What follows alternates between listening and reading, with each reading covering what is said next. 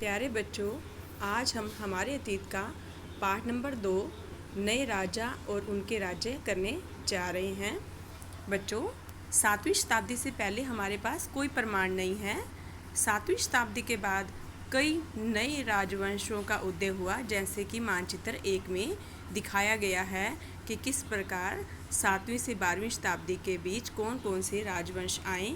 इनमें से मुख्य रूप से ये हैं, एक तो आप देख रहे हो गुर्जर प्रतिहार जो राजस्थान और गुजरात में है, इसी तरह से राष्ट्रकूट जो दक्षिण में है, और चोल तमिलनाडु में है, पाल पश्चिम बंगाल में है।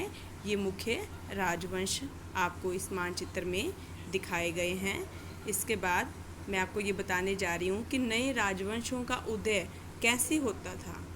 बच्चों, जब 7वीं शताब्दी आई तो क्या हुआ कि कई बड़े बड़े भूस्वामी का मतलब जिनके पास काफ़ी ज़मीन होती है या जो योद्धा सरदार होते हैं, वो अस्तित्व में आ चुके थे और राजा उन्हें सामंत के रूप में मान्यता देते थे और ये उम्मीद करते थे कि वे राजा या स्वामी के लिए कुछ उपहार लाएं और उनके दरबार में हाजिरी लगाएं और उन्हें सैन्य सहायता प्रदान करें।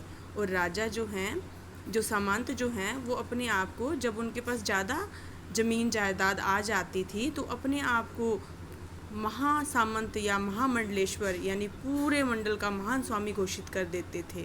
और कई बार तो अपने राजा यानी अपने स्वामी के आधिपत्य से स्वतंत्र यानी उनके अधीन रहने से, उनकी गुलामी करने से मना कर देते थे। इस तरह का उदाहरण हुआ दक्षिण के अंदर, दक्कन के अंदर क्या हुआ कि वहाँ पर राष्ट्रकूट राज्य था, तो वो कर्नाटक के चालुक्य राज्यों के अधीन थे।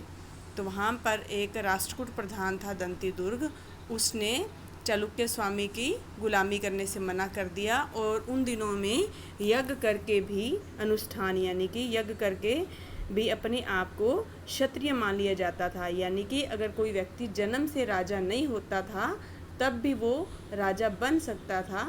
कैसे? यज्ञ करके। इसी तरह से कई लोग ब्राह्मण भी थे, लेकिन फिर भी उन्होंने अपना ब्राह्मण वाला पेशा छोड़ दिया था और उन्होंने शस्त्र अपनाकर अपने आप को राजा घोषित कर दिया।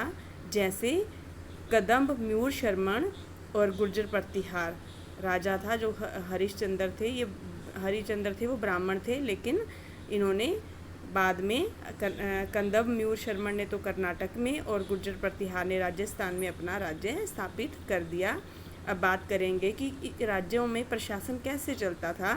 जो नए राजा बनते थे वो अपने आप को महाराज धीराज और त्रिभुवन चक्रवर्ती बहुत भारी भरकम उपाधियों से अपने आप को सम्मानित करते थे और दावे करते थे, लेकिन साथ ही साथ वो किसान, व्यापारी और ब्राह्मणों के संगठनों के साथ भी अपनी सत्ता को साझा करते थे। और उन दिनों में लगान भी इकट्ठे किया जाते थे, टैक्स इकट्ठा किया जाता था। किनसे? किसानों से, पशुपालकों से और कारीगरों से। और उन्हें कहा जाता था कि जितनी भी फसल हुई है उनका कुछ हिस्सा उन्हें लगान के रूप में देना पड़ेगा। जैसे उदाहरण दिया गया कि तमिलनाडु में 400 तरह के टैक्स लिए जाते थे, क्योंकि वहाँ चोल वंश था। वहाँ एक अभिलेख में लिखा हुआ है, वहाँ पर एक मुख्य रूप से एक टैक्स था जिसका नाम था वेट्टी। उसमें पैसे नगद नहीं लिए जाते थे, बल्कि उसके लिए ज़बरदस्ती श्रम करवाया जाता था। और तो और मकान पे छज्जा डालने के लिए, खजूर या ताड़ के पेड़ पर चढ़ने के लिए सीढ़ी इस्तेमाल करने पर भी टैक्स लगा करता था। और जो ये टैक्स से पैसा इकट्ठा होता था उससे राजा का खजाना भरता था और मंदिरों और दुर्गों यानी किलों का निर्माण किया जाता था और संसाधन से युद्ध भी लड़े जाते थे। और अगर युद्ध से लूट की शक्ल में जो धन मिलता था उससे जमीन और व्यापारी मार्गों के प्रयोग की संभावना बनती थी। राजस्व यानी टैक्स वसूल करने के लिए पदाधिकारियों की नियुक्ति भी की जाती थी और ऐसा माना जाता है कि राजा का निकट संबंधी ही इन ओहदों पर होते थे। प्रशस्तियाँ और भूमि अनुदान। प्रशस्तियाँ प्रशंसा पत्रों को कहा जाता है। प्रशस्तियों में ऐसे ब्यौरे होते थे जो सत्य नहीं भी हो सकते थे, लेकिन प्रशस्तियाँ हमें ये बताती हैं कि शासक अपने आप को कैसा दर्शाना चाहता था।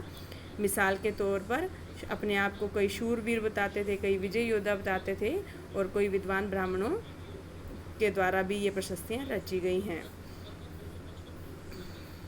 अब राजा लोग ब्राह्मणों को भूमि अनुदान देते थे। जब भी इनाम देते थे तो इनाम के अंदर भूमि देते थे।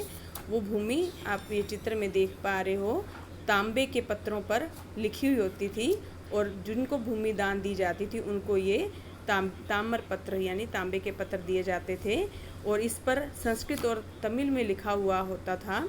और ये चित्र जो दे रखा है इसमें एक शासक ने भूमि अनुदान का उल्लेख किया गया है और इस पर राजसी मोहर भी लगी हुई है, जिससे ये पता चलता है कि ये राजा के द्वारा दी गई है। बच्चों आप ये मोहर भी देख सकते हैं।